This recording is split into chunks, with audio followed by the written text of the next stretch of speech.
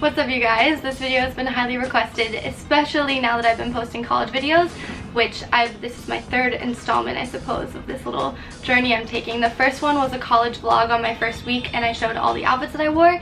And then last week I posted a video answering where I'm living now, what I'm studying, and more details on my personal experience.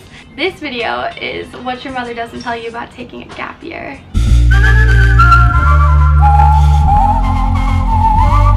This concept has been requested since 2014 when I graduated high school and my gap year turned into 2 years, 3 years. My thought process has just been so variant. If I'd made this video a year ago, it would have been titled What Your Mother Doesn't Tell You About Not Going to College, because that was the impression that I was under. So I'm excited to share this story, and if you guys like this series, the What Your Mother Doesn't Tell You, give it a thumbs up. And if you ever have concepts for additional episodes, then leave them in the comments down below. I always read every single comment. Let's start from the beginning, which I suppose would just be the concept of college in my household growing up. Both of my parents have college degrees, and the majority of my extended family does as well. College wasn't really something that was a huge demand. You know, my parents weren't very enthusiastic about the college they went to growing up, being like, you know, you're gonna be a Stanford kid just like your mother and father, you know, nothing like that. But at the same time, it was more or less thought of as the step after high school. You know, you go to high school after middle school, you go to college after high school, and it wasn't really something that they ever thought that I wasn't going to do. It wasn't something that I ever thought I wasn't going to do, just because I did well in school. And I think a huge kind of indicator that college might not be the right decision for someone is that they don't do well in school, because maybe linear learning isn't for them, but that wasn't the case for me. Junior year rolled around in high school and I applied to colleges just like most of my friends. And then senior year, when you started getting your acceptance letters back, I was on the phone with my manager one day and she was like, have you ever thought about coming to Los Angeles? You know, like maybe taking a gap year, coming out here, working? I was like, no, I really haven't. I had never really dreamed of going to Los Angeles, or I never saw it in my future. And she's like, well, you should think about it. I thought about it. I talked to my parents about it. My parents talked to my manager about it. My manager and I continued talking about it. And I guess the conclusion we came to was like, what a cool experience. You know, why not? What a cool opportunity. Like, all right, Lex, go out to LA. I've never been one to get too homesick. So I don't even have family on the West Coast. It was a faraway move, but I wasn't even scared. I don't know. It just seemed like fun. And I did it. And I deferred my acceptances to college for up to a year, which is something that I really recommend a lot of people doing. I didn't even know this was really a thing until it seemed fitting for my situation. But essentially all it means is that if you're applying to colleges right now and you get in, instead of saying I'll be a freshman in the fall of 2018, you just say I'll be a freshman in the fall of 2019. So you don't have to worry about applying anymore, because the college application process is tedious and exhausting, and it's much easier if you're doing it with a bunch of other people, you know, the help of faculty and guidance counselors. I think the process of applying to colleges out of college it's a little bit harder. I need to get water.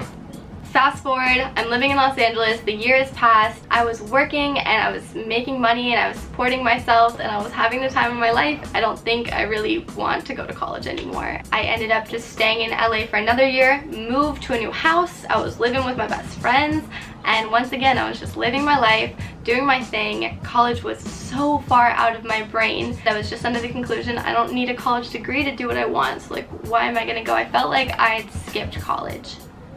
So that's year one and year two. Now year three.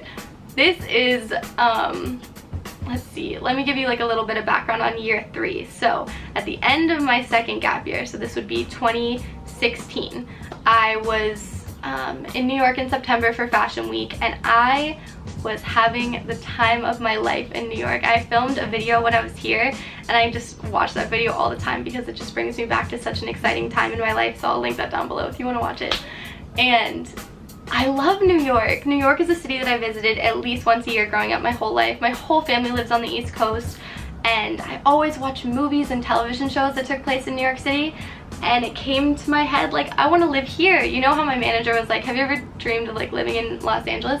No, I always dreamed of living in New York City, and I don't know why I didn't even think to apply to colleges out here or even look. I guess that just shows what a different headspace you're in when you're a senior in high school versus once you go out and start living your life outside of the realms of your, you know, life with your parents and life within the normal route, because you just come to know yourself better and better every single year. And the way that I know myself now, I wasn't as in touch with myself as I am now. When I moved to New York City, I knew enough people that I felt comfortable living there, but at the same time my circle was I didn't have a circle of friends. I just had like scattered people that I knew around the city. I was like, let's get involved, you know, like how can you meet people? So I thought, okay, the classroom's kind of calling me. A lot of kids my age are in school right now. Why don't you try it? Like, take a class, just take one class. So I took one science class at the local community college in Manhattan. I took a science class. It cost me $1,300. Such a waste of money. It was not worth it, but at the same time it got the idea of being back in a classroom in my head again.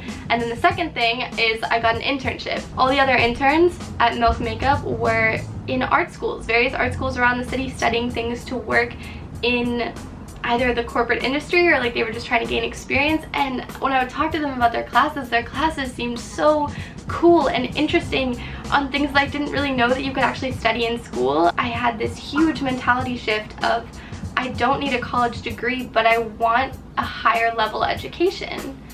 And it was the first time that I had really thought of the idea of going to college as a process of getting a skill set and not just a piece of paper, because that was something that was definitely ingrained in by my parents and other people around me was, you know, you need to go to college to get the degree. The concept of mastering a skill, the concept of gaining a skill set and becoming a professional at something that attracted me. And I don't know why I've never thought about it that way before, but this was what I wanted. I still don't care about this piece of paper. I wanted to learn, and I found schools and I found a school that I want to learn at. Classes right now are color theory, typography. I have a 6-hour imagination class on critical thinking and drawing the imagination.